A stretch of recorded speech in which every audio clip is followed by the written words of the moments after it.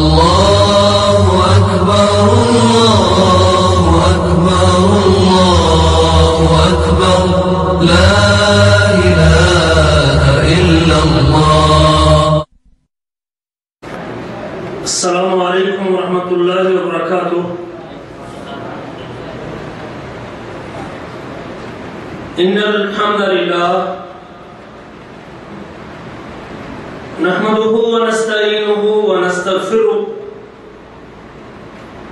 ونعوذ بالله من شرور أنفسنا ومن سيئات أعمالنا من يهده الله فلا مضل له ومن يضلل فلا هادي له وأشهد أن لا إله إلا الله وحده لا شريك له وأشهد أن محمدا عبده ورسوله. اللهم صل على محمد وعلى آل محمد كما صليت على إبراهيم وعلى آل إبراهيم إنك حميد مجيد. اللهم بارك على محمد وعلى آل محمد كما باركت على إبراهيم وعلى آل إبراهيم إنك حميد مجيد. رب اشرح لي صدري ويسر لي أمري واحلل عقدة من لساني يفقه قولي. اللهم انفعنا بما علمتنا وعلمنا ما ينفعنا وزدنا علما ينفعنا. اللهم أرنا الحق حقا وارزقنا اتباعه وأرنا الباطل باطلا وارزقنا اجتنابه. أما بعد فأعوذ بالله من الشيطان الرجيم. يا أيها الذين آمنوا اتقوا الله وابتغوا إليه الوسيلة وجاهدوا في سبيله لعلكم تفلحون. وقال تعالى في مقام آخر أولئك الذين يدعون يبتغون إلى ربهم الوسيلة أيهم أقرب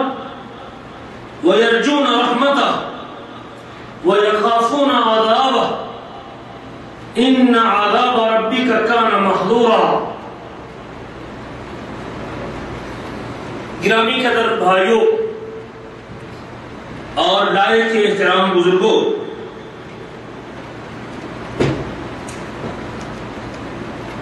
دنیا عارضی گھر ہے اور ایک دن اس کا اختتام ہونے والا ہے اور اس کے خاتمے کے بعد ایک نئی زندگی کا آغاز ہونے والا ہے اور وہ آخرت کی زندگی ہے. اور اس آخرت کی زندگی میں کامیابی کا حصول اور آخرت کی زندگی کی کامیابی یہ سب سے بڑی کامیابی ہے. مالک اپنی کتاب میں اعلان کرتے ہیں فَمَنْ زُحْزِحَ عَنِ النَّارِ وَأُدْخِلَ الْجَنَّةَ فَقَدْ فَازَ. جو آگ سے دور کر دیا گیا، جنت میں داخل کر دیا گیا، وہ کامیاب اور سرخرو ہو گیا. اور وہ کامیابی، وہ فلاح، وہ کامرانی نیک اعمال پر منحصر ہے. اللہ اور اللہ کے رسول پر ایمان لانے کے بعد، ایمان کی دولت کو اپنے دامن میں سمیٹنے کے بعد، ایمان کی نعمت سے مالا مال ہونے کے بعد،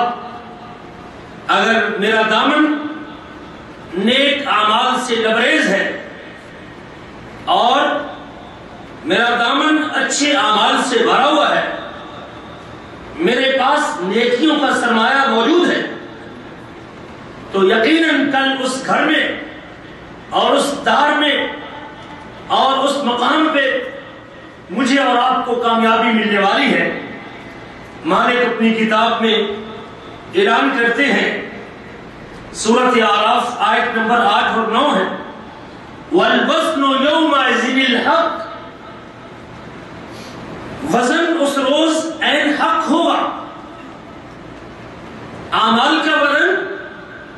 نیکیوں کا وزن، اچھائیوں کا وزن، عبادتوں کا وزن، قیامت کے دن نیکیوں کا تولا جانا برحق ہے اور اس میں کسی کو شک نہیں ہے۔ فَمَنْ ثَقُلَتْ مَوَازِينُهُ فَأُولَئِكَ هُمُ الْمُفْلِحُونَ، جب نیکیوں کو تولا جائے گا، جب اعمال کو ترازو پہ رکھا جائے گا، جس کی نیکیوں کا ترازو بارہ پڑ جائے گا، جس کی نیکیاں بڑھ جائے گی، جس کی اطاعت کا پلڑا نیچے چلا جائے گا، جس کی توحید کا پلڑا وزنی ہو جائے گا، جس کی سنت کے اوپر عمل کا پلڑا نیچے چلا جائے گا، فَمَنْ ثَقُلَتْ مَوَازِينُهُ فَأُولَئِكَ هُمُ الْمُفْلِحُونَ، یہ جماعت، یہ گروہ، یہ لوگ کامیاب ہونے والے ہیں، فلاح پانے والے ہیں، سرخرو ہونے والے ہیں۔ وَمَنْ خَفَّتْ مَوَازِينُهُ، اور جس کی نیکییں کم پڑ گئی، جس کی اچھائییں تھوڑی ہو گئی، جس کے دامن میں توحید نہ رہی بلکہ اس کے دامن پہ شرک کا دھبا لگ گیا، جس کے دامن میں سنت نہ رہی بلکہ اس کے کھاتے میں بدعت اکاؤنٹ کر دی گئی، جس کے دامن میں والدین کی خدمت نہ رہی بلکہ والدین کی نافرمانی اس کے حصے میں آئی، جس کے پاس جھوٹ، چغلی اور غیبت سے دامن بچانا نہ رہا بلکہ ان چیزوں سے اپنے دامن کو آلودہ کرتا رہا۔ وَأَمَّا مَنْ خَفَّتْ مَوَازِينُهُ، جس کی نیکی کم ہو گئی اور نیکی کے پلڑے ہلکے پڑ گئے، فَأُولَئِكَ الَّذِينَ خَسِرُوا أَنفُسَهُمْ، یہ وہ لوگ ہیں، یہ وہ جماعت ہے، یہ وہ گروہ ہے، یہ وہ طبقہ ہے، أُولَئِكَ الَّذِينَ خَسِرُوا أَنفُسَهُمْ، جنہوں نے اپنے آپ کو گھاٹے سے دوچار کیا ہے، جنہوں نے اپنے آپ کو نقصان میں مبتلا کیا ہے، جنہوں نے اپنے آپ کو خسارے میں شامل کیا ہے، بِمَا كَانُوا بِآيَاتِنَا يَظْلِمُونَ، کیونکہ وہ ہماری آیات کے ساتھ ظالمانہ برتاؤ کرتے تھے، ہماری آیتوں کے ساتھ ظالمانہ برتاؤ کرتے تھے۔ رب نے قرآن تو اس لیے نازل کیا تھا، خالق نے پیغام تو اس لیے اتارا تھا کہ اس پر عمل کیا جاتا، اس کے مطابق زندگی کو ڈھالا جاتا، اس کے مطابق شب و روز کو تابع کیا جاتا، اس کے مطابق اپنے اللہ اکبر معمولات کو تبدیل کیا جاتا، اور اس کے بھیجے ہوئے رسول اور اس کے بھیجے ہوئے نبی کی سنت کے تابع اپنے آپ کو کیا جاتا۔ لیکن افسوس، ہم نے اللہ کی کتاب کے ساتھ بھی ظالمانہ رویہ اختیار کیا، ہم نے اللہ کے رسول کے ساتھ بھی ظالمانہ رویہ اختیار کیا۔ نتیجہ کیا نکلے گا؟ کل قیامت کے دن یہی لوگ اپنے آپ کو نقصان سے دوچار کرنے والے ہیں۔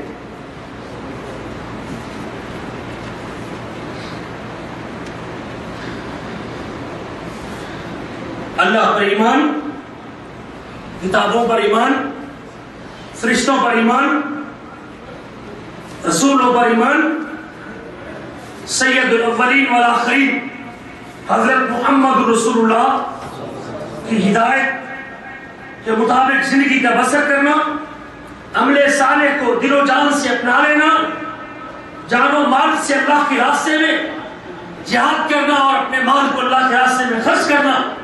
یہ وہ امور ہیں اور یہ وہ کام ہیں، یہ وہ اصول ہیں، یہ وہ چیزیں ہیں جن پر چل کر کل قیامت کے دن ہماری نجات ہونے والی اور انسان حقیقت میں سرخرو ہونے والا ہے۔ یاد رکھیں، اگر کوئی شخص ان چیزوں کو اپنے دامن میں جمع نہیں کرتا، جو نجات کا راستہ ہے اس پہ نہیں چلتا، جو کامیابی کی کنجی اس کو ہاتھ میں نہیں پکڑتا، جس منہج پہ چل کے کل قیامت کے دن نجات ممکن کبیرہ، وہ کسی ذات محترم کے ساتھ رشتہ، کسی نبی کے ساتھ تعلق، کسی بزرگ کے ساتھ نسبت اور کسی کے ساتھ سلسلہ قائم کرنا، کسی نیک بندے کے ساتھ ہاتھ ملا دینا، کسی کی جماعت میں شامل ہو جانا، کسی کی بیعت کر لینا اور کسی کے پیچھے چلنے کا عزم کر لینا، کسی شخصیت کے ساتھ، خواہ وہ نبی ہو، خواہ وہ ولی ہو، خواہ وہ علی ہو، خواہ وہ نیک شخص ہو، خواہ وہ محدث ہو، خواہ وہ امام ہو، خواہ وہ پیر ہو، خواہ وہ مرشد ہو، خواہ وہ اللہ اکبر کو کسی قسم کی وہ نیکی اختیار کرنے والا شخص ہو، اگر کچھ سمجھتا ہے کہ شاید اسی کے ہاتھ میں ہاتھ رکھنے سے اور اسی کا دامن پکڑنے سے اور اسی کے سلسلہ ارادت میں داخل ہونے سے اور اسی کی بیعت کرنے سے اور اس کی جماعت میں شامل ہونے سے میری کل قیامت کے دن نجات ہو جانی ہے، اس کا یہ نظریہ درست نظریہ نہیں۔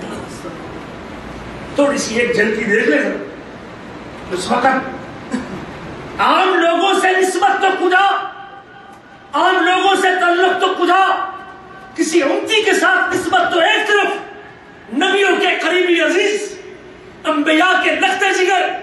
نبیوں کے جگر گوشہ، انبیاء کے جگر کے ٹکڑے بھی جب اللہ کی نافرمانی کر کے رب کے دربار میں جائیں گے، لیکن کوئی نبی بھی اپنے سگے بیٹے کو اللہ کے عذاب سے بچا نہیں سکے گا۔ انبیاء، صلحاء، اتقیاء، اولیاء، یہ تو سارے چھوٹے درجے کے لوگ ہیں، نبیوں کے مقابلے میں کم درجہ رکھتے ہیں، لیکن وہاں جب اللہ کے دربار میں حاضری ہوگی، جب رب کے دربار میں پیشی ہوگی، جب خالق کے دربار میں پیش کیا جائے گا، اس وقت تو نبی بھی تھر تھر کام رہے ہوں گے، اور ہر پیغمبر اپنی غلطی کو یاد کرے گا اور اپنی غلطی کو یاد کر کے اپنے رب کے سامنے اللہ اکبر لوگوں کی سفارش کرنے کے لیے بھی تیار نہیں ہوگا۔ قرآن کہتا ہے سورۃ ہود آیت نمبر 45 اور 46، وَنَادَى نُوحٌ رَبَّهُ، نوح علیہ السلام نے اپنے رب کو آواز دی۔ نوح علیہ السلام نے اولو العزم رسولوں میں سے ایک رسول ہے، اولو العزم پیغمبروں میں سے ایک پیغمبر ہے، اور جب ان کا بیٹا حالت کفر میں مرتا ہے، کفر پر رہتے ہوئے پانی میں غوطے کھاتا ہے اور پھر ڈوبنے لگتا ہے، پدری شفقت جوش مارتی ہے، باپ کی محبت اس کو بولنے پہ مجبور کرتی ہے، باپ ہونے کے ناطے سے جب پانی کی موجوں میں بیٹے کو غرق ہوتا دیکھتے ہیں تو پھر اپنا باپ ہونے کی نسبت بولنے پہ مجبور کرتی ہے۔ وَنَادَى نُوحٌ رَبَّهُ، نوح علیہ السلام نے اپنے رب کو آواز دی، قَالَ رَبِّ إِنَّ ابْنِي مِنْ أَهْلِي، کہا اے میرے رب، بے شک میرا بیٹا میرے اہل میں سے ہے، میرا فرزند میرے اہل میں سے ہے، میرا لخت جگر میرے گھر والوں میں سے ہے، إِنَّ ابْنِي مِنْ أَهْلِي وَإِنَّ وَعْدَكَ الْحَقُّ، اور تیرا وعدہ بھی حق ہے، تیرا وعدہ بھی سچا ہے، تیرا وعدہ بھی سچا ہے کہ جو کافر ہے اس کی نجات نہیں ہے، تیرا وعدہ بھی سچا ہے، لیکن یہ میرا بیٹا ہے، یہ لخت جگر ہے، یہ فرزند ارجمند ہے، یہ میرا جگر گوشہ ہے، اب اس کو ڈوبتے ہوئے میں نوح بھی برداشت نہیں کر سکتا۔ وَأَنْتَ أَحْكَمُ الْحَاكِمِينَ، اور تو سب حاکموں سے بڑا اور بہتر حاکم ہے۔ قَالَ يَا نُوحُ إِنَّهُ لَيْسَ مِنْ أَهْلِكَ، اے نوح علیہ السلام، جس بیٹے کا تو اپنے اہل میں سے شمار کر رہا ہے، جس بیٹے سے تو تعلق کا اظہار کر رہا ہے، جس بیٹے کی نسبت تجھے آج میرے سامنے گفتگو کرنے پہ مجبور کرتی ہے، جس بیٹے کو ڈوبتا دیکھ کے آج تو میرے سے سفارش کرتا ہے، یاد کر انہو عمل غیر صالح، انہو لیس من اہلک، وہ تیرے اہل میں سے نہیں ہے، وہ تیرے اہل میں سے نہیں ہے، وہ تیرے اہل میں سے نہیں ہے، وہ تو ایک بگڑا ہوا کام ہے، انہو عمل غیر صالح، وہ تو ایک بگڑا ہوا کام غیر صالح کام ہے، وہ ہمارا باغی ہے، اس نے ہماری آیتوں کا انکار کیا ہے، اس نے ہمارے پیغام کو ٹھکرایا ہے، ہم نے تجھے نبی بنا کے بھیجا، اس نے تیری نبوت کا انکار کیا ہے، لہذا وہ ایک بگڑا ہوا کام ہے۔ فَلَا تَسْأَلْنِي مَا لَيْسَ لَكَ بِهِ عِلْمٍ، نوح جس چیز کا تجھے علم نہیں، جس چیز کا تجھے پتہ نہیں، جو چیز تیرے علم میں نہیں ہے، جس کو تو جانتا نہیں ہے، دوبارہ تجھے اس کا سوال کرنے کی اجازت بھی،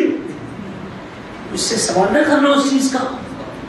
رب جلال کی ایک کافر کے اوپر غضب دیکھیے کہ اپنے اولو العزم نبی کو جواب دیتے ہوئے رب کہتا ہے فَلَا تَسْأَلْنِي مَا لَيْسَ لَكَ بِهِ عِلْمٍ، نو تجھے جس بات کا علم نہیں ہے اس کا میرے سے سوال نہ کیجیے، اس کا میرے سے سوال نہ کیجیے۔ انی اعظک، بے شک میں رب تجھے وعد کرتا ہوں، میں تجھے نصیحت کرتا ہوں،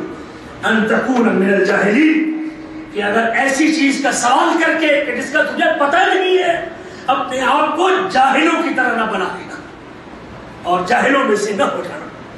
خالق نے ایک نبی جب اپنے بیٹے کی شفاعت کرتا ہے اور اپنے بیٹے کی نافرمان ہونے کے باوجود اللہ تعالیٰ سے عذاب کے ٹلنے کی درخواست کرتا ہے، خالق کی کائنات سے عذاب کے جھٹ جینے کی دعا کرتا ہے کہ رب میرا بیٹا ہے، رب کہتا ہے کہ دوبارہ سوال کرنے کی اجازت، اس چیز کا تجھے پتہ نہیں ہے اس کا سوال نہ کیجیے۔ ابو الانبیاء ہے، نبیوں کے باپ ہے، میرے آپ کے نبی جد الانبیاء کہلاتے ہیں، ابراہیم ان کا نام ہے۔ اللہ اکبر کبیرہ، اپنے خاندان کے ساتھ حتیٰ کہ اپنے والد کے ساتھ بھی اللہ کی دین کے لیے، ایمان کے لیے اپنے تعلق کو قطع کر لیتی ہے۔ دولت ایمان کی خاطر اپنے والدین کے ساتھ بھی اعلان جنگ کر دیتے ہیں اور اپنے والدین کے ساتھ بھی ٹکر لیتے ہیں، قبیلہ اور خاندان بھی چھوڑ دیتے ہیں۔ وقت کا حاکم جو پوری دنیا پہ حکومت کرتا ہے اس کی بھی دشمنی مول لیتے ہیں۔ اللہ تعالیٰ سورۃ ممتحنہ کے اندر اس عظیم نبی کا جو اولو العزم پیغمبروں میں سے ایک ہے، پختہ ارادے والے نبیوں میں سے ایک ہے، لَقَدْ كَانَتْ لَكُمْ أُسْوَةٌ حَسَنَةٌ فِي إِبْرَاهِيمَ، تمہارے لیے ابراہیم علیہ السلام کی زندگی، ابراہیم علیہ السلام اور ان کے ساتھیوں میں ایک اچھا نمونہ ہے۔ نمونہ کس چیز میں؟ اِذْ قَالُوا لِقَوْمِهِمْ إِنَّا بُرَاءُ مِنْكُمْ،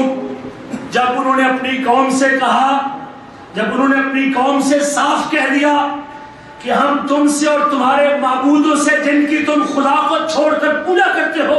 ہم ان سے برات کا اظہار کرتے ہیں، ہم ان سے بیزار ہیں، ہمارا تمہارے معبودوں سے کوئی تعلق نہیں ہے۔ کفرنا بکم وبدا بیننا وبینکم العداوۃ والبغضاء، ہم نے تم سے بھی کفر کیا، ہم نے تمہارا بھی انکار کیا، ہم تمہارے تعلق کا بھی انکار کرتے ہیں۔ خونی تعلق بھی تھا، جسمانی تعلق بھی تھا، رشتہ بھی تھا، باپ بھی تھے، والدین بھی تھے، رشتہ دار بھی تھے، عزیز بھی تھے، خاندان کے لوگ بھی تھے، لیکن ایک طرف ایمان کی نعمت ہے، ایک طرف انکار کرنے والوں کی جماعت ہے۔ یہ اللہ کا نبی اور اس کے ساتھی کہتے ہیں اور تمہارے خونی تعلق کی ہمیں پرواہ نہیں ہے، ہم تمہارے تعلق کا بھی انکار کرتے ہیں، ہم تمہارے بتوں کا بھی انکار کرتے ہیں۔ وَبَدَا بَيْنَنَا وَبَيْنَكُمُ الْعَدَاوَةُ وَالْبَغْضَاءُ، اور آج سے جب سے ہم نے ایمان کی نعمت کو سمیٹ دیا ہے، تمہاری اور ہماری پوری دشمنی ہے، عداوت واضح ہو چکی ہے، بغض واضح ہو چکا ہے۔ حَتَّى تُؤْمِنُوا بِاللَّهِ وَحْدَهُ، اس وقت تک تمہارے بارے میں ہمارے سینوں میں بغض رہے گا، ہمارے سینوں میں تمہارے ساتھ عداوت رہے گی۔ حَتَّى تُؤْمِنُوا بِاللَّهِ وَحْدَهُ، جب تک تم اپنے بتوں کو چھوڑ کے، مورتیوں کو ترک کر کے ایک اللہ کی عبادت کے اور ایک اللہ پر ایمان کے لیے اپنے آپ کو تیار نہیں کر دیتے۔ جب تک ایمان نہیں لاتے ایک اللہ پر، تب تک تمہاری اور ہماری کھلی جنگ ہے۔ الا قول ابراہیم لابیہ، سوائے ابراہیم علیہ السلام کی اس بات کے، لأستغفرن لک وما املک لک من اللہ من شیء، باپ کے بارے میں حضرت ابراہیم علیہ السلام نے یہ کہا کہ میں آپ کے لیے مغفرت کی درخواست کروں گا، میں آپ کے لیے مغفرت کی درخواست کروں گا۔ ابراہیم علیہ السلام نے اپنے باپ کے لیے کہا میں آپ کے لیے مغفرت کی درخواست ضرور کروں گا، اور اللہ سے آپ کے لیے کچھ حاصل کر لینا میرے بس میں نہیں ہے۔ اللہ سے آپ کے لیے کچھ حاصل کر لینا میرے بس میں نہیں ہے۔ قرآن مجید سورۃ ممتحنہ، وما املک لک من اللہ من شیء،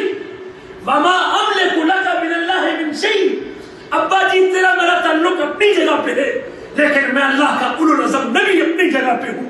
اللہ کا برگزیدہ رسول اپنی جگہ پہ ہوں، لیکن ساتھ میرا عقیدہ بھی سن لیجئے، میں اللہ کا نبی ضرور صحیح، جد الانبیاء ضرور صحیح، لیکن ما املک لک من اللہ من شیء، میں آپ کے لیے، میں اللہ تعالیٰ سے آپ کے لیے کچھ حاصل کر لوں، یہ میرے بس کی بات نہیں ہے، میں اس کا مالک نہیں، یہ میرے قبضے میں نہیں ہے، اس پر میرا کنٹرول نہیں ہے۔ اور وہ واقعہ آپ نے پچھلے درس میں سنا تھا، صحیح حدیث ہے، حضرت بحیرہ اس کی راوی ہے، صحیح بخاری کی حدیث ہے، اتھینٹک حدیث ہے۔ حضرت ابراہیم علیہ السلام قیامت کے دن اپنے باپ آدم کو ملیں گے اور ان کے باپ کے اوپر سیاہی چھائی ہوگی، چہرے پہ سیاہی چھائی ہوگی، غبار چہرہ ہوگا، اور فیقول له ابراہیم، ابراہیم علیہ السلام اپنے باپ کو مل کے کہیں گے الم اقل لک لا تعصینی،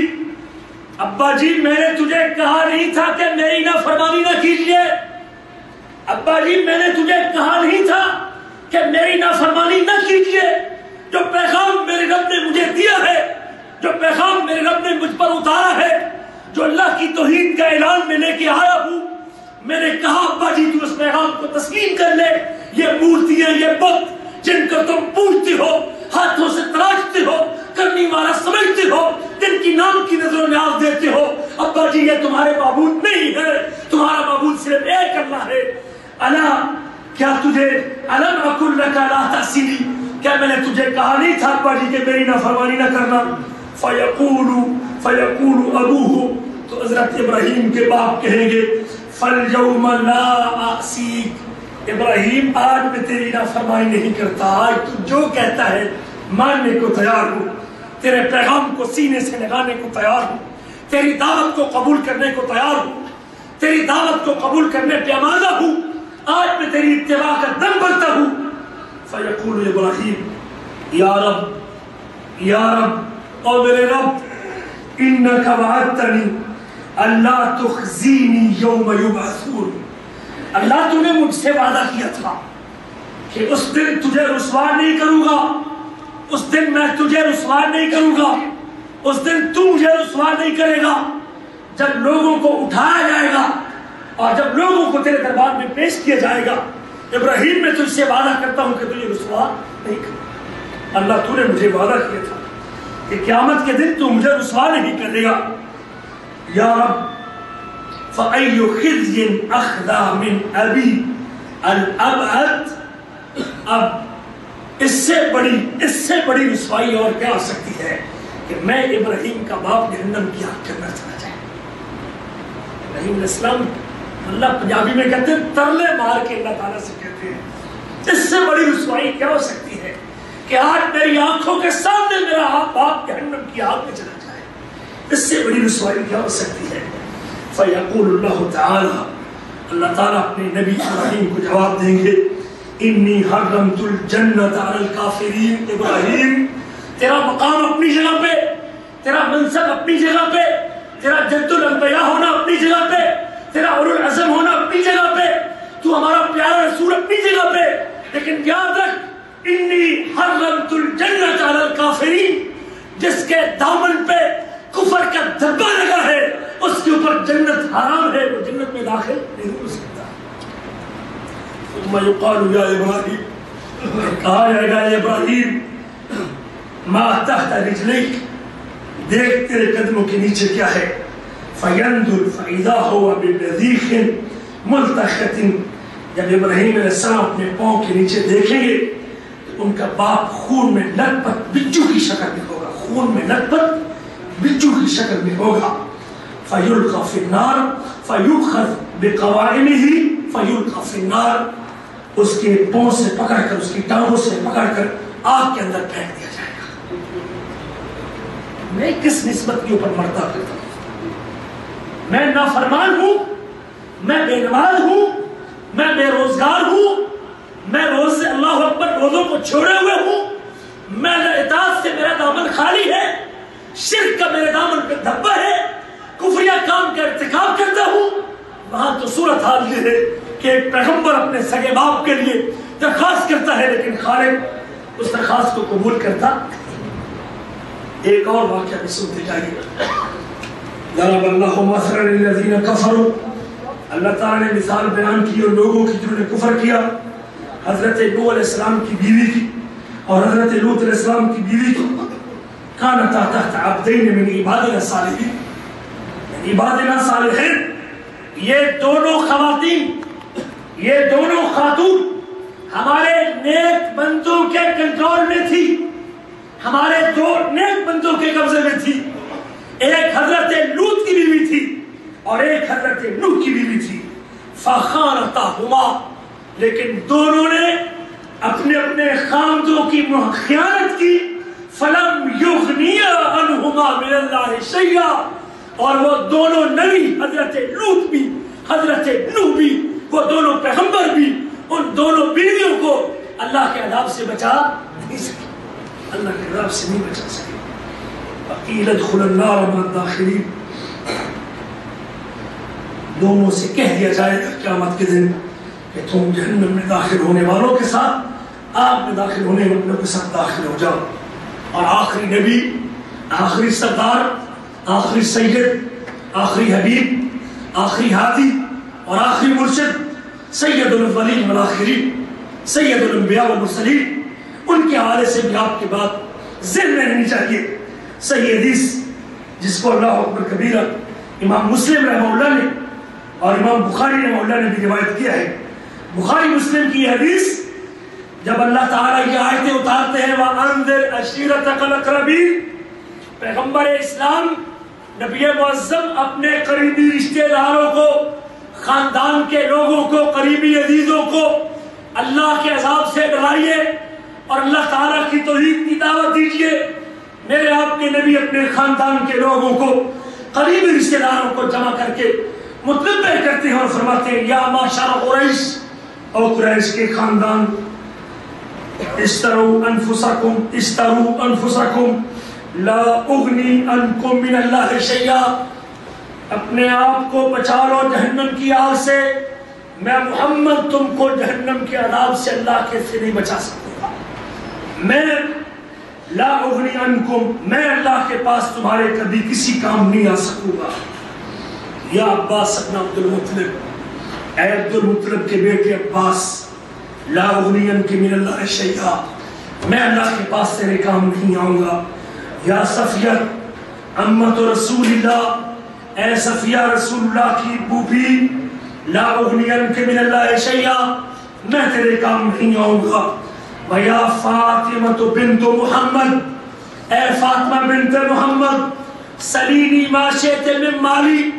میرے مال میں سے جو لینا ہے لے لے، میرے مال میں سے جو مانگنا ہے مانگ لے، مال کا سوال کرتی ہے تو کر لے، لیکن جب قیامت کا دن ہوگا لا اغنی عنک من اللہ شیئا، تو میری تخت جگر سہی، تو میری بیٹی سہی،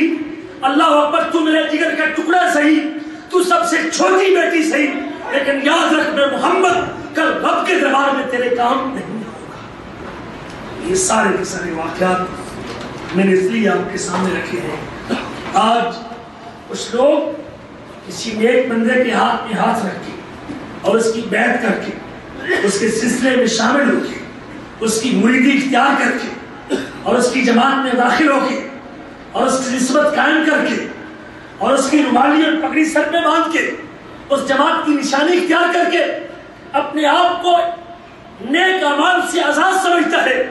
اور اپنے آپ کو نیکی سے دور سمجھتا ہے، گناہوں سے اپنے دامن کو آلودہ کرتا ہے اور یہ سمجھتا ہے کہ قیامت کے دن میری نجات کے لیے یہ نسبت کافی ہے۔ لیکن یاد رکھو، یہ نسبت اگر نبی کے قریبی رشتہ داروں کو، پیغمبر کی بیویوں کو، نبی کے رشتے جگروں کو، رسول کے رشتہ داروں کو، نبی کے والدین کو جب یہ نسبت کام نہیں آئے گی تو کیا میرے اور آپ کے کام آئے گی؟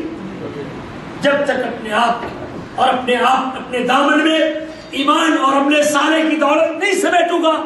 اپنے آپ کو نیکی کے راستے پہ نہیں لاؤں گا، اپنے آپ کو اطاعت گزار نہیں بناؤں گا، اپنے اندر تبدیلی نہیں لاؤں گا،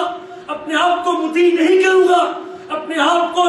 نبی معظم کی اتباع کرنے والا نہیں بناؤں گا، تب تک صرف خالی نسبت کے اوپر خوش رہنا اور اطاعتے رہنا یہ کامیابی کا ذریعہ نہیں بنے گی۔ اور یہ واقعات جو میں نے آپ کے سامنے رکھے ہیں یہ اس کے اوپر سب سے کھلا شاہد ہے اور سب سے بڑی دلیل ہے۔ میرے عزیزوں، اور میرے بھائیوں، اس وقت امت جس گمراہی کا شکار ہے، اس گمراہی کے ذرائع میں سے ایک ذریعہ وسیلے کا ذریعہ بھی ہے۔ لوگ سمجھتے ہیں کہ ہم نے ایک بندے کو، اللہ کے نبی کو، اللہ کے ولی کو، برگزیدہ شخصیت کو، کسی صحابی کو، کسی بزرگ کو، کسی دربار والے کو، کسی درگاہ والے کو، کسی قبر والے کو، چونکہ ہم ان کی سالانہ نظر و نیاز پیش کرتے ہیں، سال میں ان کے دربار میں ایک مرتبہ حاضری دیتے ہیں، ہم ان کا جو حق ہے وہ ادا کرتے ہیں، اور اس حق کی ادائیگی کے نتیجے میں اگر ان کی ذات کا، ان کی شخصیت کا، ان کے مقام کا، ان کی نیکی کا،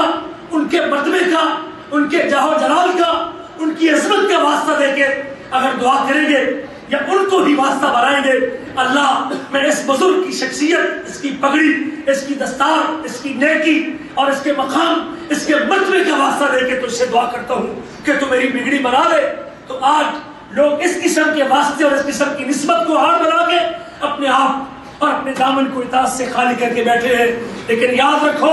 اس قسم کے واسطے اور وسیلے کل قیامت کے دن نجات کا ذریعہ نہیں بنیں گے اور دعاؤں کی قبولیت کے بھی ذریعہ نہیں بنیں گے۔ آئیے قرآن مجید میں دیکھتے ہیں، قرآن مجید کے دو مقام پہ اللہ تعالیٰ نے لفظ وسیلہ کا ذکر کیا ہے۔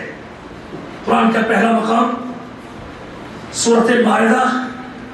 یا ایھا الذین آمنوا اتقوا اللہ، اے ایمان والو اللہ سے ڈرو، وابتغوا الیہ الوسیلہ، اور اس کا قرب تلاش کرو،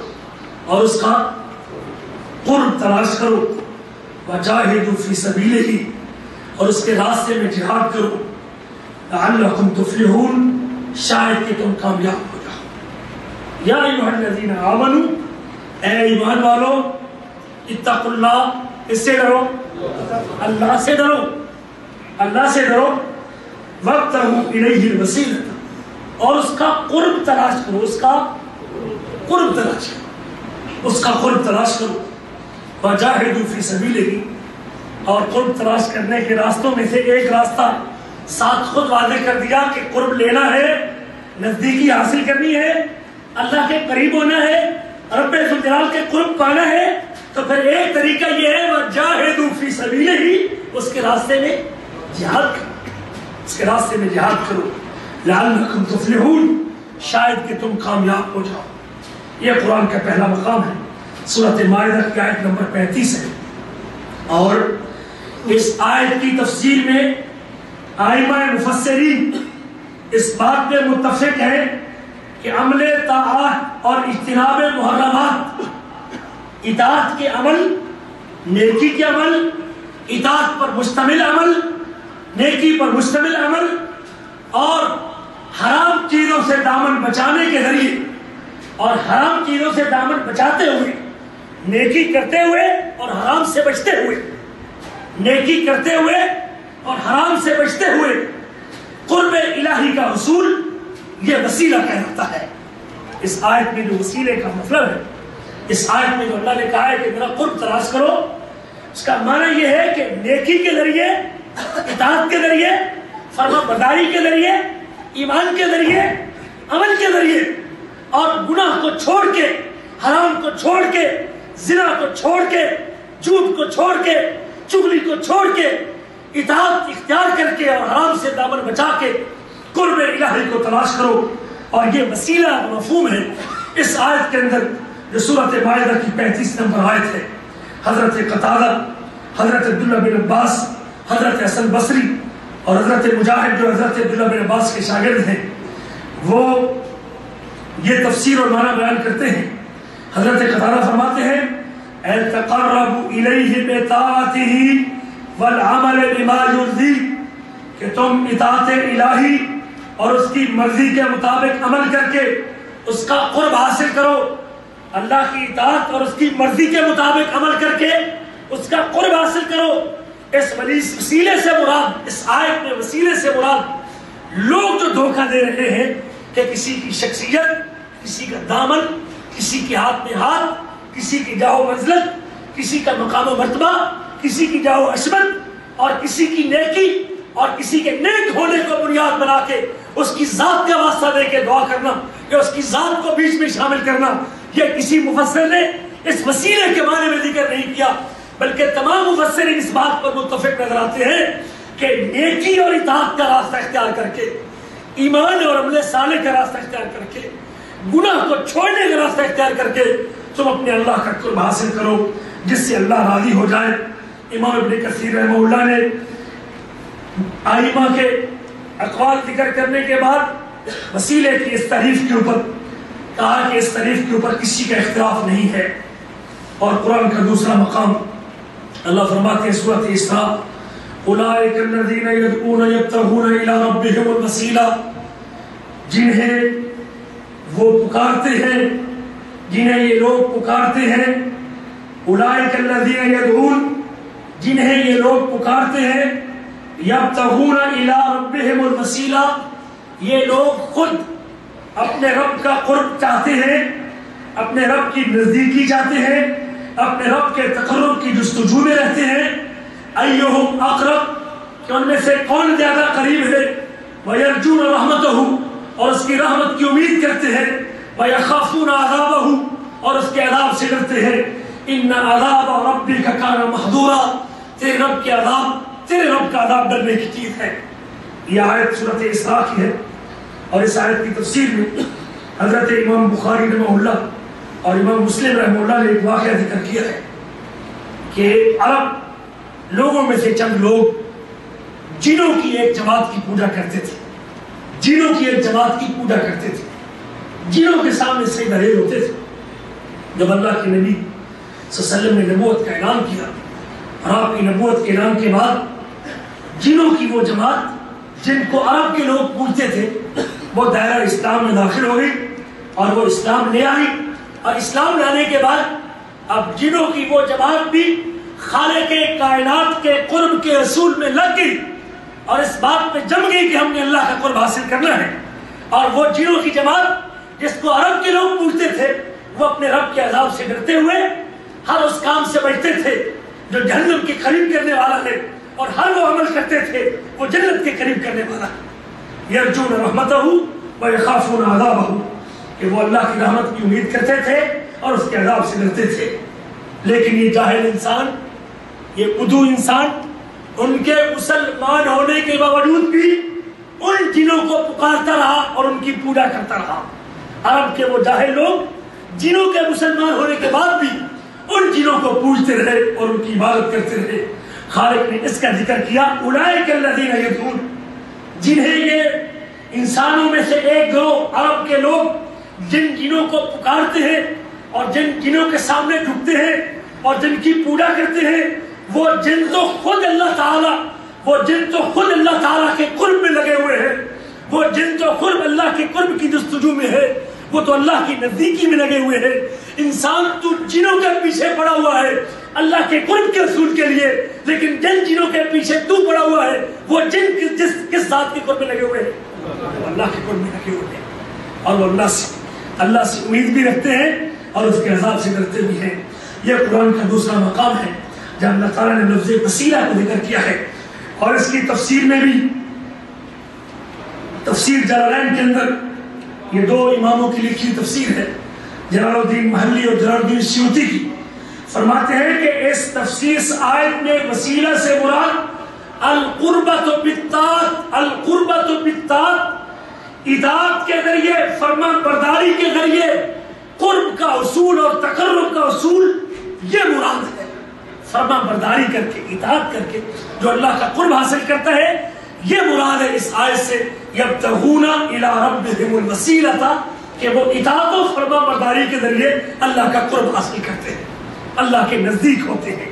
اللہ کے قرب کی جستجو میں لگے ہوئے ہیں۔ اور علامہ اسماعیل حقی حنفی جو کہ اپنی کتاب روح البیان کے اندر ذکر کرتے ہیں اور فرماتے ہیں القربۃ بالطاعۃ والعبادہ، اطاعت و عبادت کے ذریعے، اطاعت و عبادت کے ذریعے قرب الہی کا حاصل کرنا، یہاں لفظ وسیلہ سے مراد ہے اطاعت و عبادت کے ذریعے اللہ کے قرب کا اصول، یہاں اس آیت سے مراد ہے۔ قرآن مجید میں دونوں مقام پہ خالق کی کائنات نے جو لفظ وسیلہ ذکر کیا ہے اس وسیلے سے کسی کا مقام، کسی کا مرتبہ، کسی کی شخصیت کا واسطہ، کسی کی نیکی اور تقوی، کسی کی جاہ و منزلت کا واسطہ نہیں، بلکہ اس وسیلے سے مراد اطاعت و فرما برداری کے ذریعے، اطاعت و فرما برداری کے ذریعے، ایمان و عمل کے ذریعے گناہ کو چھوڑنے کے ساتھ جو اللہ کے قریب ہوتا ہے وہ شخص اس وسیلے کو اختیار کرتا ہے۔ اطاعت و عمل کا وسیلہ یہ اللہ کے قرب کا ذریعہ بنتا ہے۔ یہ قرآن کے 2 مقام ہیں اور جس میں اللہ نے لفظ وسیلہ کو استعمال کیا ہے، اور اس وسیلے سے مراد اطاعت و فرما برداری کے ذریعے اللہ کا قرب حاصل کرنا ہے۔ اطاعت و فرما برداری کے ذریعے اللہ کا قرب حاصل کرنا ہے۔ اس سے شخصیت، ذات اور مقام کا وسیلہ مراد نہیں ہے۔ کسی مفسر نے بھی لفظ وسیلہ میں کسی کے مقام و مرتبے اور کسی کی جاہ و حشمت کو کا واسطہ دے کے دعا کرنے کو ذکر نہیں۔ پورے کتاب و سنت کے ذخیرے میں، پورے کتاب و سنت کے ذخیرے میں قرآن میں صرف 2 مقام، ایک سورۃ مائدہ اور دوسرا سورۃ اسراء، اور سنت میں صرف ایک جگہ پہ لفظ وسیلہ موجود ہے، صرف ایک جگہ پہ، پورے ذخیرہ حدیث میں صرف ایک جگہ پہ لفظ وسیلہ موجود ہے، اور اس میں بھی وسیلے سے مراد کسی کی منصب، کسی کا جا، کسی کا مقام نہیں، بلکہ وسیلے سے مراد ایک جگہ کا نام ہے، وسیلے سے مراد ایک مقام کا نام ہے، وسیلے سے مراد ایک موضع اور جگہ ہے جو جنت کے اندر موجود ہے، اور اس کا ذکر اس حدیث کے اندر موجود ہے جس کو حضرت عبداللہ بن عمر روایت کرتے ہیں کہ رسول اللہ صلی اللہ علیہ وسلم نے فرمایا اذا سمعتم المؤذن، جب تم مؤذن کی آواز کو سنو، فقولوا مثل ما یقول، تو اسی طرح کہو جس طرح مؤذن کہتا ہے، ثم صلوا علیہ، پھر میرے اوپر درود پڑھو، فإنہ من صلی علیہ صلاۃ، بے شک جو میرے اوپر ایک مرتبہ درود پڑھے گا، صلی اللہ علیہ بہا عشرہ، ایک مرتبہ درود پڑھنے والے میں رب ذوالجلال 10 رحمتوں کو نشاور کریں گے، ثم صلوا اللہ علیہ الوسیلۃ، پھر تم میرے لیے اللہ تعالی سے، پھر تم میرے لیے اللہ تعالی سے الوسیلہ کا سوال کرو۔ اس کا سوال کرو، یہ نہیں کہا کہ پھر تم میری ذات کو اللہ کے سامنے وسیلہ بناؤ، یہ نہیں کہا ثم صلوا، ثم صلوا اللہ، پھر تم سوال کرو اللہ سے، لی میرے لیے، پھر تم مانگو اللہ سے میرے لیے، پھر تم مانگو طلب کرو اللہ تعالیٰ سے میرے لیے، اذان کا جواب دینے کے بعد اور اذان کو سننے کے بعد پھر تم اللہ سے میرے لیے سوال کرو، ایک مقام کا، ایک جگہ کا، ایک ٹھکانے کا، ایک موضع کا، ایک مقام کا جس کا نام الوسیلہ ہے، جس کا نام الوسیلہ ہے، جس کا نام الوسیلہ ہے۔ اور آپ نے خود آگے وضاحت کر دی اس مقام کی، اس جگہ کی، اس ٹھکانے کی، اس کی وضاحت خود اللہ کے نبی نے اگلے الفاظ میں کر دی، فَإِنَّهَا مَنزِلَةٌ فِي الْجَنَّةِ، جس مقام اور جس جگہ کا میں تم سے کہہ رہا ہوں کہ اذان کا جواب دینے کے بعد اللہ تعالیٰ سے سوال کرو میرے لیے، اللہ سے مانگو کہ اللہ تو محمد کریم صلی اللہ علیہ وسلم کو وہ مقام عطا کر دے، وہ جگہ دے دے، وہ جگہ عطا کر دے، فَإِنَّهَا مَنزِلَةٌ فِي الْجَنَّةِ، یہ جنت میں ایک مقام ہے، یہ جنت میں ایک، یہ جنت میں ایک، یہ جنت میں ایک مقام ہے،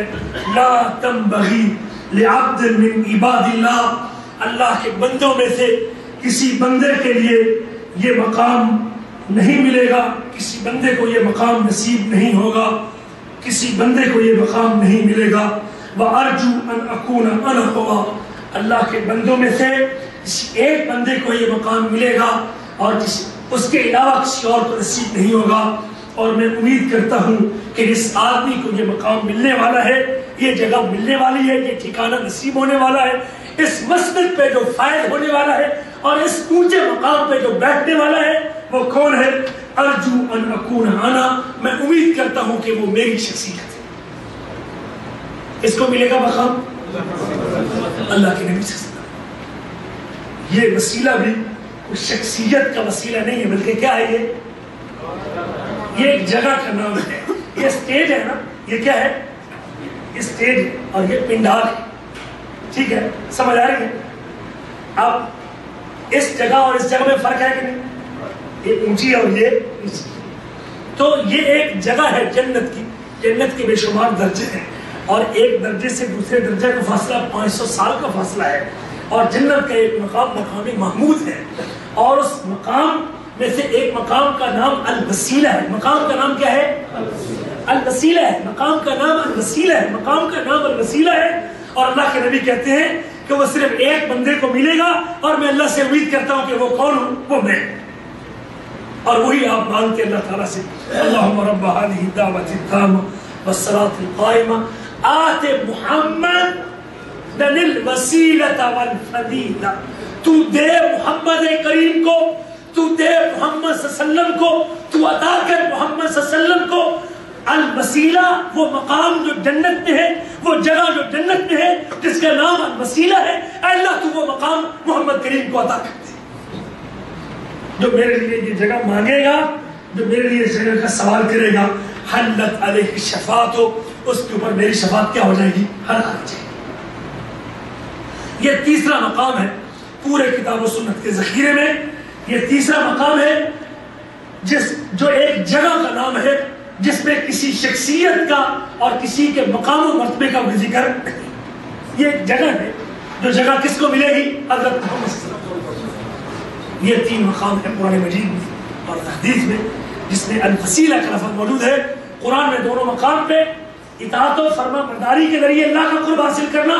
اور اللہ کے نزدیک ہونا، اطاعت و ایمان و عمل کے ذریعے اللہ کے قریب ہونا،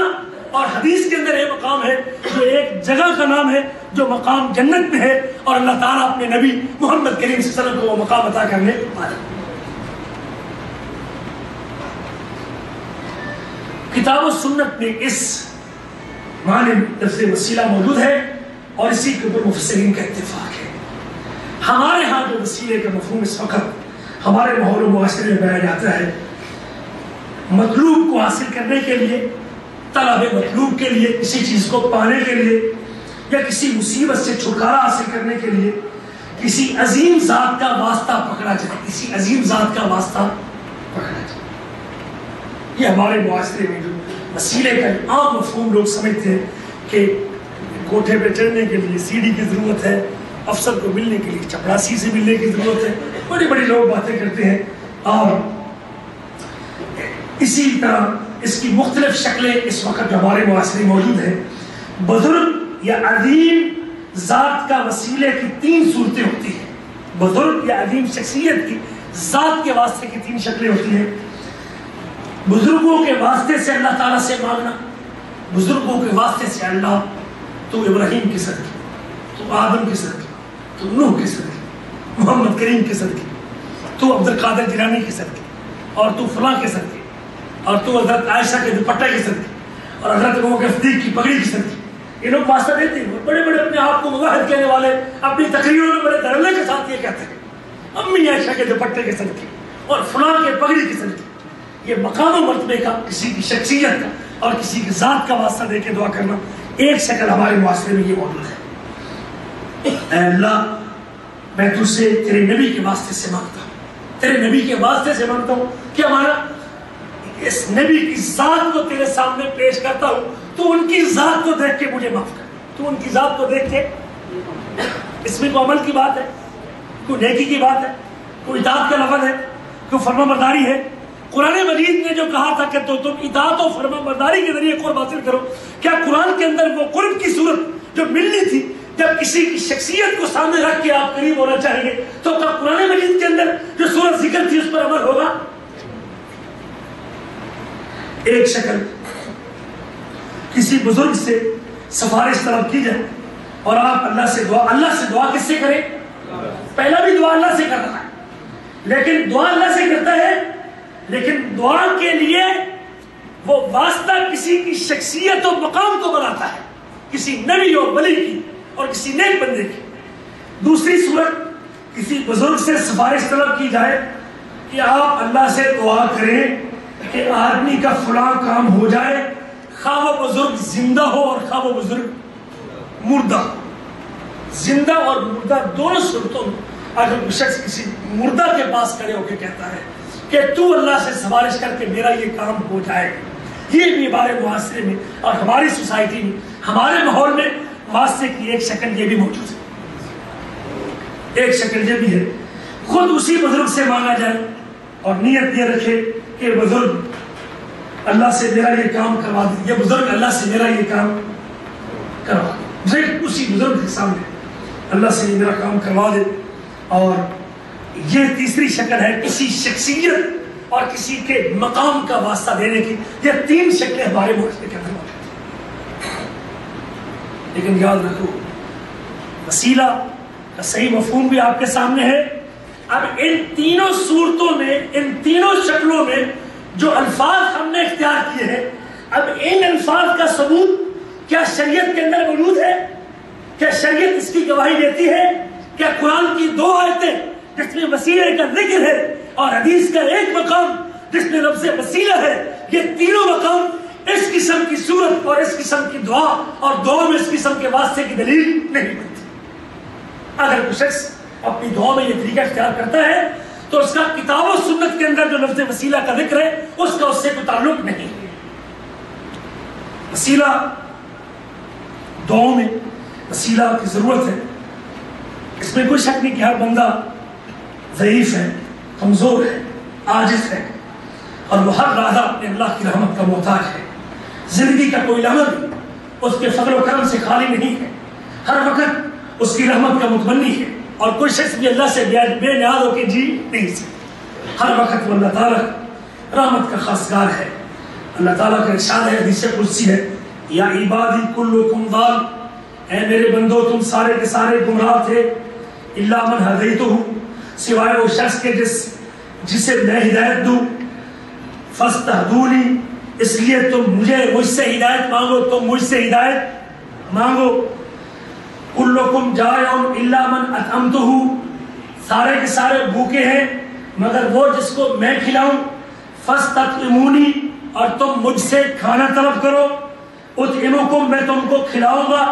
فاستطعمونی اطعمکم، تم مجھ سے مانگو، کھانا طلب کرو، رزق مانگو، روٹی مانگو، میں تم کو کھلاؤں گا۔ یا عبادی کلکم عار، تم سارے کے سارے ننگے تھے، الا من کسوتہ، مگر جس کو میں پہناؤں، فاستکسونی اکسکم، تم مجھ سے پہناوا طلب کرو، تم مجھ سے لباس مانگو، میں تم کو پہناؤں گا اور تم کو عطا کروں گا، تم کو لباس دوں گا۔ انسان جب مجبور ہوتا ہے، انسان جب مضطر ہوتا ہے، اور انسان جب زندگی کی خطرناک گھاٹیوں سے گزرتا ہے، جب انسان پہ مصیبتوں کے پہاڑ ٹوٹتے ہیں، جب انسان کو دکھ آتے ہیں، اور جب انسان دکھوں سے دوچار ہوتا ہے اور اپنے دکھوں سے دوچار حالت میں جب اس مالک کے دروازہ کھٹکھٹا دیتا ہے تو پھر مالک اپنے بندوں کی دعاؤں کو قبول کرتا ہے۔ اور خاص طور پہ اللہ فرماتے ہیں سورۃ نمل میں، امن یجیب المضطر اذا دعا، کون ہے جو مضطر مصیبتوں میں پھنسے ہوئے دکھوں سے دوچار لاچار آدمی کی دعاؤں کو سننے والا کون ہے بھائی؟ امن یجیب المضطر اذا دعا، کون ہے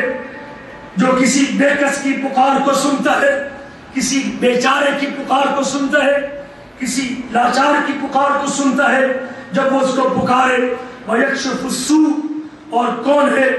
جو سختی کو دور کرتا ہے، وَيَجْعَلُكُمْ خُلَفَاءَ الْأَرْضِ، اور کون ہے جو تم کو زمین کے اندر اپنے نائب بناتا ہے اور اپنے خلیفے بناتا ہے۔ الہ مع اللہ، کیا اللہ کے علاوہ کوئی اور دعاؤں کو سننے والا ہے؟ نہیں ہے۔ قلیلا ما تذکرون، بہت تھوڑی ہے، بہت کم ہی تم نصیحت حاصل کرتے ہو۔ اللہ کے نیک بندے، انبیاء، رسول، صلحاء، صدیقین، شہداء، اپنی ہر چھوٹی مصیبت میں، ہر بڑی مصیبت میں، جب بھی ان کے اوپر دکھ آیا اور جب بھی مصیبت آئی، کس سے رجوع کیا؟ اللہ سے رجوع کیا۔ اور یہی قرآن نے کہا، وَقَالَ رَبُّكُمْ ادْعُونِي أَسْتَجِبْ لَكُمْ، میرے بندوں مجھ کو پکارو، میں تمہاری دعاؤں کو قبول کرتا ہوں۔ اللہ نے خاص طور پہ رمضان کے احکام ذکر کرتے ہوئے،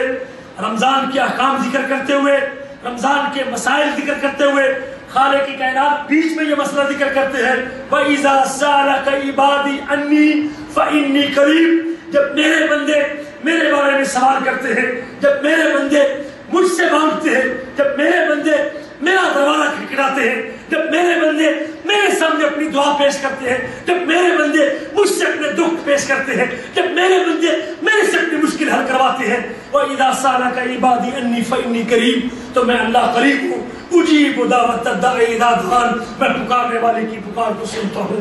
وہ سیاہ ہو، وہ سفید ہو، وہ بچہ ہو، وہ بوڑھا ہو، وہ نوجوان ہو، وہ مرد ہو یا عورت ہو، وہ دنیا کی کوئی زبان بولنے والا ہو، اس کو بولنا آتا ہو پھر بھی اس کی سنتا ہوں، اس کو بولنا نہ آتا ہو پھر بھی اس کو سنتا ہوں، اس کو مانگنا آتا ہو پھر بھی اس کی سنتا ہوں، اس کو نہ مانگنا آتا ہو پھر بھی اس کی سنتا ہوں۔ اور میں تو وہ رب ہوں جو ماں کے پیٹ میں 9 مہینے کے عرصے تک جب تیری نہ زبان تھی، نہ جب تیرا دل تھا، نہ تیرے اندر مانگنے کی قوت تھی، نہ ہاتھ پھیلانے کی جرأت تھی، نہ تو مانگ سکتا تھا، نہ تو بول سکتا تھا، اور میں نے بن مانگے تجھ کو سر کی چوٹی سے لے کر پاؤں کے ناخن تک خوبصورت جسم عطا کر دیا ہے۔ کیا جب تم مانگے گا تو میں نہیں دوں گا تجھے؟ اور میرے مانگنے میں کمی ہے، اس کے دینے میں کمی نہیں۔ دعا اللہ سے کرنی ہے، اور اللہ کے نیک بندے ہیں جب بھی دعا کرتے تھے کس سے کرتے تھے؟ اللہ سے۔ دیکھ لیں انبیاء علیہ السلام کی سیرت کو، نبی معظم کی سیرت کو، ہر گھڑے اور ہر لمحے پہ، ہر گھڑی اور ہر لمحے پہ جب بھی دعا کی تو کس سے کی؟ اللہ سے۔ اور رسول کریم کی دعائیں دیکھیں یا پہلے نبیوں کی دعائیں دیکھیں، سارے کے سارے نبیوں کی دعائیں یا رسول کریم کی دعائیں، واللہ ساری کی ساری دعائیں وہ صرف اللہ جلال کی ذات کو پکارنے کو منحصر ہے۔ کسی کی شخصیت کو، کسی کے مقام کو، کسی کے مرتبے کو، کسی کے شان کو، کسی کی عظمت کو واسطہ دے کے کسی پیغمبر نے دعا، حتیٰ کہ صحابہ کرام رضوان اللہ علیہم اجمعین، ابو بکر عمر بھی انبیاء کے مقابلے میں تو چھوٹے تھے نا،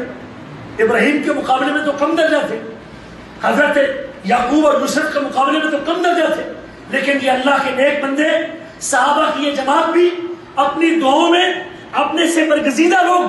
حتیٰ کہ نبی کریم صلی اللہ علیہ وسلم کی ذات اور شخصیت کے واسطہ دے کے دعا کرنا کسی ایک صحابی سے بھی ثابت نہیں۔ یہ صحابہ کرام کا طرز عمل نہیں رہا، نہ انبیاء کا طرز عمل رہا ہے۔ ہاں جائے مسیح کی صورتیں موجود ہیں، ان صورتوں کو اختصار کے ساتھ آپ کے سامنے پیش کر دیتا ہوں، پھر انشاءاللہ زندگی رہی تو کسی موقع پہ اس کی تفصیلی گفتگو ہر ایک صورت کے اوپر کروں گا۔ پہلی صورت اللہ تعالیٰ کے صفتوں اور ناموں کا واسطہ دے کے دعا کرنا۔ دعا کس سے کرنی؟ اللہ سے۔ اور اس دعا کے اندر کسی کی شخصیت کا نہیں،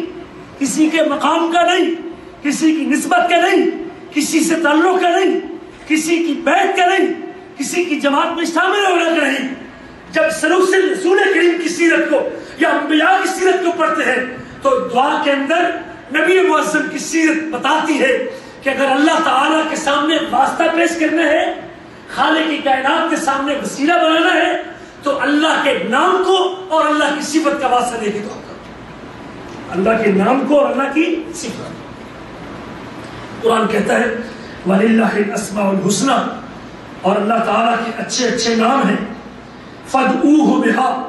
تم انہی ناموں سے اسے پکارو، تم انہی ناموں سے اسے پکارو، تم انہی ناموں سے اسے پکارو۔ فَادْعُوهُ بِهَا وَذَرُوا الَّذِينَ يُلْحِدُونَ فِي أَسْمَائِهِ، چھوڑ دو ان لوگوں کو، چھوڑ دو ایسے لوگوں کو جو اس کے ناموں میں کجروی اختیار کرتے ہیں اور اس کے ناموں میں ٹیڑھا پن اختیار کرتے ہیں۔ سَيُجْزَوْنَ مَا كَانُوا يَعْمَلُونَ، جو تم عمل کرتے ہو، سَيُجْزَوْنَ مَا كَانُوا يَعْمَلُونَ، انہیں ان کی کجروی کا اور بدعملی کی سزا مل کر رہے گی۔ اللہ تعالیٰ نے قرآن میں کہا سورۃ اعراف آیت نمبر 180، وَلِلَّهِ الْأَسْمَاءُ الْحُسْنَى فَادْعُوهُ بِهَا، اللہ کے اچھے اچھے نام ہیں، تم نے رب کو پکارنا ہے تو ان ناموں کا واسطہ دے کر اللہ سے دعا کرو۔ اور میرے آپ کے نبی کا ارشاد گرامی ہے، سورۃ ترمذی کی روایت ہے، الذو بیا ذی الجلال والاکرام، چمٹ جاؤ اے ذوالجلال والاکرام کے ساتھ، چمٹ جاؤ اے ذوالجلال والاکرام کے ساتھ۔ جب بھی رب کو پکارو تو کیا کہہ کے پکارو؟ اے عزت و اکرام کے مالک، اے عزت و اکرام کے مالک، یا ذوالجلال والاکرام، اے عزت و اکرام والے۔ جب اللہ کی ان صفتوں کا واسطہ دے کے دعا کرو گے، جلال کی اور اس کے اکرام کی، خالق کی کائنات، جب اللہ کو ان صفتوں کا واسطہ دے کے دعا کرو گے، رب تمہاری دعاؤں کو قبول کرے گا۔ رسول کریم صلی اللہ علیہ وسلم کا ارشاد گرامی ہے، میرے آپ کے نبی فرماتے ہیں،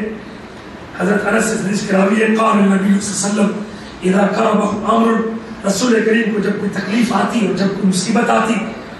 قال یا حی یا قیوم، اللہ کے نبی کہتے تھے یا حی یا قیوم، یہ نبی معظم کی دعا ہے۔ اور رب ذوالجلال کو اس کے نام کا واسطہ ہے،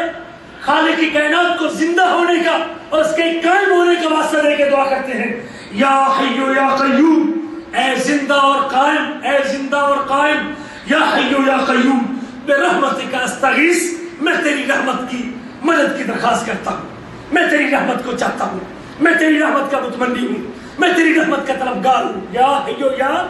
قیوم، یا حی یا قیوم۔ دعا کرنی ہے رب سے، واسطہ دینا ہے اللہ کو، تو پھر اس کا نام کا واسطہ دے کے دعا کر یا اس کی صفت کا واسطہ دے کے دعا کر، یا حی یا قیوم برحمتک استغیث۔ اور خاص طور پہ رمضان کے لمحات میں جب میری آپ کی ماں نبی معظم سے پوچھتی ہے جب لیلۃ القدر کی رات کو پالوں تو اللہ سے کس چیز کا سوال کروں، میرے آپ کے نبی کہتے ہیں عائشہ اللہ سے مانگنا ہے تو یہ کہہ کے مانگنا، اللہم انک عفو، اے اللہ، اللہم انک عفو، اے اللہ تو معاف کرنے والا ہے، تو معاف کرنے والا ہے۔ اللہ کا نام ہے کہ نہیں؟ اللہ کی صفت ہے کہ نہیں؟ اے اللہ تو معاف کرنے والا ہے، تحب العفو، تو معافی کو پسند کرتا ہے، تو معافی کو پسند کرنا بھی تیری صفت ہے، معاف کرنا بھی تیری صفت ہے، اور میں محمد تجھے تیری صفت عفو کا واسطہ دے کے اور تیرے معافی کے پسند کرنے کا واسطہ دے کے، اللہم انک عفو تحب العفو، تو معاف کرنے والا بھی ہے، معافی کو پسند بھی کرتا ہے، فاعف عنی، آخر میں میری طلب یہ ہے تیری ان دو صفتوں کا واسطہ دے کے تو اس سے دعا کرتا ہوں کہ تو مجھ کو بھی معاف کر دے، تو مجھ کو بھی، یا غفور، اے بخشنے والے مجھے بھی بخش دے، اغفر لی، مجھے بھی بخش دے، یا رزاق، اور رزق عطا کرنے والے تو کافروں کو بھی رزق دیتا ہے، تو مسلمانوں کو بھی رزق دیتا ہے، تو بے جانوں کو بھی، اللہ اکبر، جانداروں کو بھی رزق دیتا ہے، تو ہر چیز کی ضرورت کو پورا کرتا ہے، یا رزاق ہے، رزق دینے والے، حیوانوں کو بھی رزق دینے والے، انسانوں کو بھی رزق دینے والے، جو مانگے اس کو بھی دینے والے، جو نہ مانگے اس کو بھی دینے والے، جو اپنا تیرا منکر ہے اس کو بھی دیتا ہے، جو تجھے مانتا ہے تو اس کو بھی دیتا ہے، اللہ تو مجھ کو بھی رزق عطا کر دے۔ یہ اللہ کی صفت رزاق کا واسطہ ہے۔ یا رحمان، اے رحم کرنے والے، اے رحم کرنے والے، اے رحم کرنے والے، رحم کرنا تیری صفت ہے، ارحمنی، تو مجھ پر بھی رحم کر دے، تو مجھ پر بھی رحم کر دے۔ اللہ کے نام اور اللہ کی صفت کا واسطہ دے کے دعا کرنا۔ دوسری جائز شکل جس کا ذکر قرآن و حدیث میں موجود ہے کہ آدمی نیک عمل کا واسطہ دے کے دعا کرے، نیک عمل کا واسطہ دے کے دعا کرے۔ نیک عمل یہ نماز ہے، روزہ ہے، حج ہے، زکوٰۃ ہے، صدقہ ہے، خیرات ہے، اطاعت ہے، ذکر ہے، کوئی بھی نیک عمل جو آپ کرتے ہیں، آپ اپنے کسی بھی نیک عمل کا واسطہ دے کے دعا کرتے ہیں، اللہ میں 1 گھنٹہ تیرا دین سیکھنے کے لیے ہاتھ باندھ کے بیٹھا ہوں، 2 زانو ہو کے بیٹھا ہوں، تیرا دین سیکھنے کے لیے بیٹھا ہوں، اللہ یہ تیری رضا کے لیے بیٹھا ہوں، تو میرا یہی گھنٹہ بیٹھ کے سننا، تیرا پیغام سننا، میں تیری رضا کے لیے سنتا ہوں، تو اسے قبول کر کے میرے گناہوں کو معاف کر۔ یہ بھی نیک عمل ہے، نماز پڑھتے یہ بھی نیک عمل ہے، حرام کو چھوڑتے یہ بھی نیک عمل ہے۔ اللہ تعالیٰ سے جب بھی نیک عمل کا واسطہ دے کے دعا کریں گے اللہ اس دعا کو بھی قبول کرتے ہیں۔ دلیل قرآن میں بھی ہے، دلیل سنت کے اندر بھی ہے۔ قرآن میں اللہ تعالیٰ فرماتے ہیں الذین یقولون ربنا اننا آمنا، وہ نیک لوگ جو کہتے ہیں ہمارے رب بے شک ہم ایمان لائے، فاغفر لنا ذنوبنا، تو ہمارے ایمان کی وجہ سے، ہمارے ایمان کی بدولت ہمارے گناہوں کو معاف کر دے، وقنا عذاب النار، اور ہم کو جہنم کی آگ سے بچا دے۔ اور وہ 3 بندوں کا واقعہ آپ نے سنا ہوا ہے جو غار میں پھنسے تھے، اور تینوں نے غار کی اس مصیبت سے نکلنے کے لیے اپنا نیک عمل اللہ کے دربار میں پیش کیا۔ ایک نے ماں باپ کی خدمت کا، دوسرے نے زنا سے بچنے کا، اور تیسرے نے حلال اور نیک کمائی اور کسی کا حق ادا کرنے کا وہ عمل رب کے دربار میں پیش کیا۔ خالق نے اس عمل کو قبول کر کے دنیا کی مصیبت کو بھی ٹال دیا، اور آخرت میں بھی وہ عمل ان کی کامیابی کا سبب بنے گا۔ تیسری جائز شکل اور تیسری آخری صورت جائز وسیلے کی وہ یہ ہے کہ آدمی کسی زندہ نیک بندے سے دعا کرا۔ کس سے؟ زندہ نیک بندے سے، زندہ نیک بندے سے، زندہ جو دنیا میں، دنیا کی زندگی زندہ ہے، دنیا کی زندگی جو زندہ ہے، کسی زندہ نیک بندے سے دعا کروانا یہ جائز وسیلے کی تیسری شکل ہے۔ اللہ اس کے اوپر مستقل ہر ایک قسم کے اوپر ایک درس ہے، اگر آپ دلائل جمع کریں اور حدیث سے اور قرآن سے وہ ساری کی ساری صورتیں نکال کے پیش کی جائے. ہر ایک قسم میں ایک مستقل درس موجود ہے. انشاءاللہ اس موقع پر تفصیل سے بیان کریں گے دوبارہ. لیکن میں چونکہ اختصار کے ساتھ رمضان کے ایام میں آپ لوگ دعائیں کریں گے تو خدا اپنی دعاؤں کو جائز وسیلے سے مزین کرے.